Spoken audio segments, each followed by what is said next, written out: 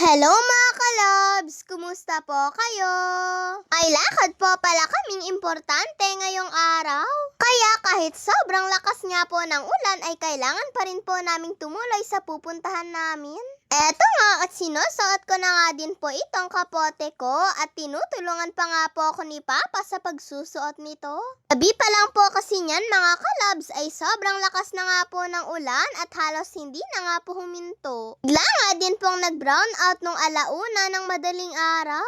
At umaga na nga lang po kami nagkaroon ng ilaw. Mabuti na nga lang po at umulan kaya medyo presko pa nga din po kahit papaano. Ito po palang kapoteng pants ay kay mama nga po ito. Pero sa akin niya na nga lang po ito pinasuot. Habang suot ko nga po yung Crocs ko ay pinlastik pa nga po ni mama yung paa ko. Para daw po hindi daw po mabasa sa ulan. Nagmamotor nga lang po kasi kami kaya kailangan nga po naming magsuot ng kapote. Ayan nga mga kalabs at paalis na nga din po kami. Sinaktong day off daw po ni Papa ngayong araw para daw po masamahan niya kaming dalawa ni Mama. Eto po at nakarating na rin po kami sa Tuguegarao. At napakalakas nga din po ng ulan dito. Eto po pala yung Tuguegarao Rotonda mga kalabs. Malapit na nga din po itong matapos. Fast forward na nga po tayo mga kalabs. Natapos na nga din po ako sa importante po naming ginawa. At halos 3 oras nga din po kaming nagtagal. Sa 3 oras po pala na yun ay sa SM nga po pala ako hinintay nila mama at papa. Malapit lang din naman po kasi yung pinuntahan ko sa SM. Sa mga oras nga po na yan ay paambon-ambon na nga lang po. Kaya sa SM nga din po ang balik namin dahil doon nga daw po pinark ni Papa yung motor niya. Kaya nung sinundo nga po nila ako ay naglakad na nga lang po sila ni Mama dahil malapit lang naman daw po. Habang papalapit nga po kami sa SM ay sobrang nagugutom na po talaga ako dyan. Sobrang aga nga din po kasi yung almusal namin kaninang umaga Kaya pagpasok po namin ay nagsabi po ako kay Papa na kakain po muna kami.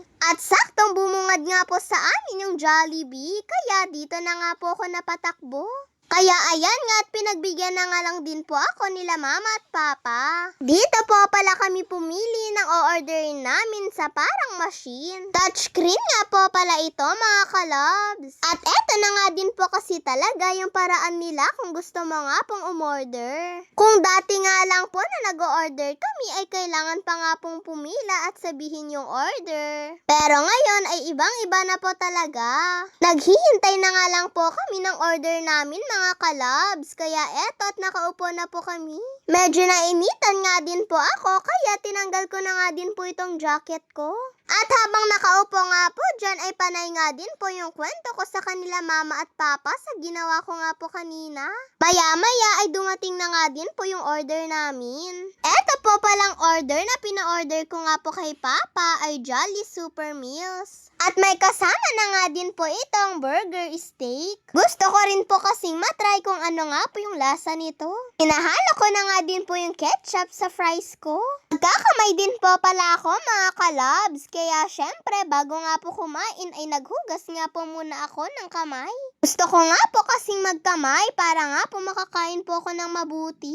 Napakainit nga din po pala nitong fried chicken. Kaya medyo dahan-dahan nga lang po ako para po hindi po ako mapasok. Hapon na nga din po pala yan mga kalabs. Kaya po siguro sobrang ginutom ako. Hinayaan na nga lang din po akong magkamay nila mama at papa dahil alam nga daw po kasi nila na mas gusto ko daw pong magkamay kapag daw po ganito.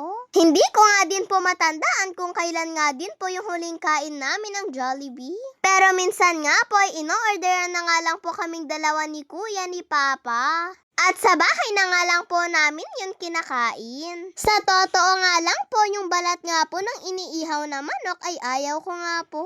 Pero pag etong Jollibee fry naman po ay gusto ko. Humihirit pa nga po ako dyan sa balat ng fried chicken ni Papa Akala nga po ni Papa ay yung hita nga daw po yung binigay sa aking fried chicken dahil yun nga po yung pinili ko. Kaso lang hindi naman po ito hita. Pero okay lang naman po mga kalabs. Ang importante naman po kasi ay makakain po ako. Nakadalawang balik na nga din po nang kuha si Papa sa gravy at ganun nga po namin kagusto ang gravy. Noong unang gravy po kasi ay binuhos ko nga po dito sa fried chicken ko at kanin. Kaya eto nga pong gravy ngayon ay pangalawa ko na nga po to. Gusto ko nga po kasi kapag nga po kumakain ako dito, sinasabay ko na nga din po palang kainin eto pong fries ko. Natatawa pa nga po sa akin si mama dahil maski nga daw po itong spaghetti ay kinakamay ko nga daw po. Sabi pa nga po ni mama sa akin ay gamitin ko daw po yung tinidor.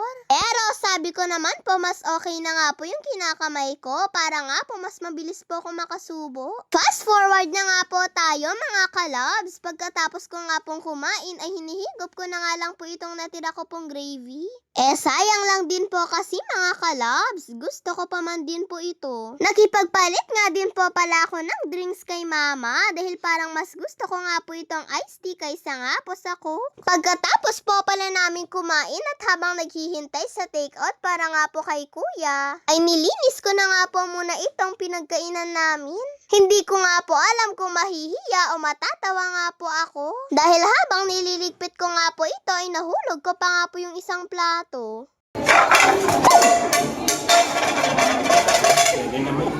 O diba mga kalabs? At alam nyo po ba na tinignan pa nga po kami ng mga kumakain dyan? Natawa na nga lang po kami. At dahil hindi nga po namin kasama si kuya, ayan nga at pinag-take out nga din po namin siya. Syempre, hindi naman po kasi pwedeng kumain kami tapos siya po ay hindi. Ayan nga mga kalabs at papunta na nga din po kami sa motor para nga po makauwi na. At habang naglalakad nga po kami ay nadaanan nga din po namin ito. Kaya syempre nagpabili na nga din po ako kay Papa.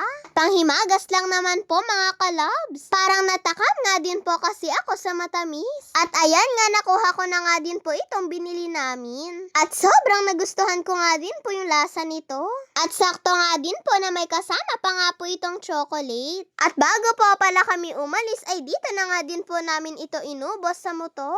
Shout out po pala kay Zyril Damo, Raika May Estrella, Mika Mateo. Yun lang po mga kalabs. Maraming salamat po sa panonood ninyo. Giingat po kayo palagi. God bless to all. Bye-bye po.